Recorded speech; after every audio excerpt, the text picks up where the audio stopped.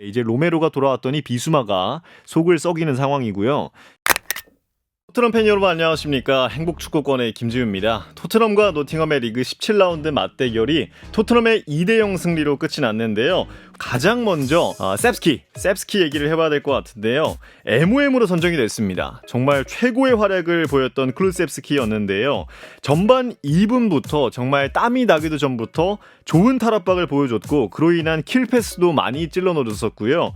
그리고 그 킬패스를 손흥민 선수나 브레넌 존슨 선수가 받아서 슈팅으로까지 연결짓는 장면들이 있었습니다. 그리고 사실 경기 내내 노팅엄의 질식 수비가 정말 빡빡해서 답답했던 경기였는데요. 그럼에도 활로를 뚫어줬던 선수는 셉스키였다고 볼 수 있겠습니다. 그리고 지난 뉴캐슬전에서는 활로를 뚫었던 선수가 손흥민 선수였는데 이번에는 노팅엄 측에서 준비를 좀 잘 해왔던 모습이었거든요. 손흥민 선수의 전담 마크맨을 한 2명 이상, 2명씩 배치를 시키면서 상대적으로 공간이 난 그 자리를 셉스키가 잘 이용했던 모습이었습니다. 이렇게 전반 추가 시간에 클루셉스키의 좋은 크로스도 있었고요. 히샬리송에게 어시스트를 줬고 그리고 후반에는 손흥민 선수가 좋은 압박을 통해서 그 키퍼의 미스가 있었죠. 이 공을 셉스키가 오른발 슈팅 득점으로 마무리 지으면서 추가골을 넣었던 셉스키였습니다. 사실 이 후반에 비수마가 퇴장을 당하면서 이 노팅엄의 기세가 정말 심상치가 않았거든요. 그래서 이 클루셉스키의 만약에 추가골이 없었다면 승리를 장담하지 못했을 수도 있을 뻔했습니다. 그만큼 이 귀중한 득점을 셉스키가 기록을 해줬고요. 확실히 이 오른쪽 윙보다 공미 자리도 잘 어울리는 것처럼 보이거든요. 메디슨이 복귀하기 전까지는 공미 자리는 무조건 셉스키를 기용하는 게 맞아 보입니다. 자, 두 번째는 히샬리송의 2경기 연속골이 있었습니다. 헤더골을 넣었는데요. 히샬리송이 정말 기가 막힌 이 헤딩으로 돌려놓으면서 팀의 선제골이죠. 첫 번째 득점을 만들었습니다. 히샬리송이 사실 수술 전이나 폼이 더 떨어져 있을 때였으면은 아마 못 넣었을 겁니다. 그런데 이번에 수술 후에 본인의 몸 상태는 100%다 라고 이야기를 했었는데 그게 뻥은 아니었던 것 같아요. 예, 진짜로 본인이 폼이 올라오는 것을 느끼고 있고 경기를 보면서도 이 선수가 확실히 자신이 있어 보인다는 느낌이 들었거든요. 히샬리송의 부활이 참 반가운 소식이고요. 노팅엄이 경기 내내 정말 버스를 세우면서 답답했습니다. 그런데 이럴 때 측면에서 그냥 크로스를 올리면서 풀어가는 경우가 그래도 해결책이 될 수도 있는데 과거에는 이 역할을 해리케인이 해줬었거든요. 그런데 이번에는 히샬리송이 해리케인의 빈자리를 잘 메꿔줬고요.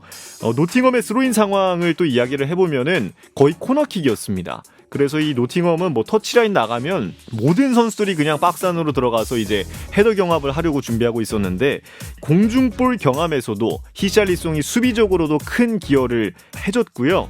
정말 부상이 억제기였을 수도 있겠다 생각이 드는 히샬리송의 경기력이었습니다. 이제 에버튼, 브라이튼, 본머스를 차례로 만나는데요. 비교적 약팀 상대로 득점을 더 만들어서 히샬리송이 좀 감각을 더 올리는 게 주요해 보입니다. 자, 그리고 세 번째는 후반 68분에 비수마의 터치미스에 이은 비신사적인 태클이 있었는데요. 징계 3경기 결장 아마 예상이 됩니다. 예, 이제 로메로가 돌아왔더니 비수마가 속을 썩이는 상황이고요. 비수마가 후반전 들어가면은 체력이 좀 떨어지고 한 60분, 70분 대 되면은 집중력도 확 떨어지면서 실책이 좀 잦은 모습인데요. 확실히 비수마의 역할에 대해서 얘기를 하면은 소화하기 어려운 역할이긴 합니다. 항상 이 상대 공격수들 사이에서 압박을 받으면서 일단 볼 키핑하는 데부터 어려움을 겪는 포지션이긴 하지만 비수마의 장점을 생각했을 때 집중력만 갖고 있다면 충분히 해낼 수 있는 선수거든요. 집중력 문제를 의지만 있으면 또 해결할 수 있는 부분이기 때문에 비수마가 3경기 동안 휴식을 취하면서 좀 개선을 해서 돌아오는 게 관건이 될 것 같습니다.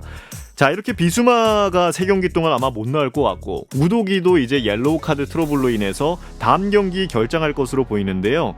개인적으로 우도기의 장면은 지극히 개인적인 의견으로 옐로우 카드 감은 아니라고 봤거든요. 심판이 관대한 성향이긴 했기 때문에 우도기 정도는 카드는 안 꺼내겠다 싶었는데 카드를 꺼내더라고요. 사실 좀 의아한 장면이긴 했는데 우도기도 다음 경기 못 나오게 되면서 아마 우도기 자리에는 로얄이 나올 것 같고요. 비수마 자리에는 호이비에르가 나오지 않을까 그렇게 예상을 해봅니다.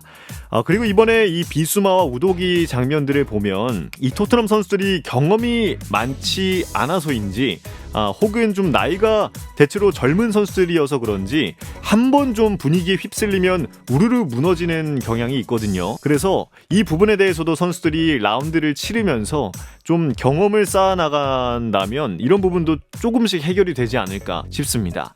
자, 이렇게 비수마가 나가고 나서 정말 선수비 후역습 컨셉을 또 유지를 했던 포스테코글루 감독이었는데요. 어느 정도 절충안을 가지고 온 거죠. 채시전 때보다는 그래도 이제 수비 후에 역습 한 방을 가져온 컨셉이었는데 확실히 승리를 챙기겠다는 의지가 보였던 모습이었고요. 결국에는 뭐 후반 막판에 비카리오, 로메로, 벤데이비스, 포로, 우도기도 고생 많이 했고요. 골대를 맞는 장면도 있었습니다. 그래서 운도 조금 따라줬던 경기였다라고 얘기할 수 있겠고요. 또 교체로 들어온 스킵, 본인 자리가 아니긴 했습니다. 이 클루셉스키가 뛰던 자리에서 그대로 이어받아서 뛰는 역할이긴 했는데 사실 뭐 본인 자리가 아니긴 하니까 그냥 열심히 뛰었다. 그 정도로 마무리하면 될 것 같습니다. 자, 이렇게 총평을 하자면 승점 3점은 따냈지만 잃은 것도 많은 경기였습니다.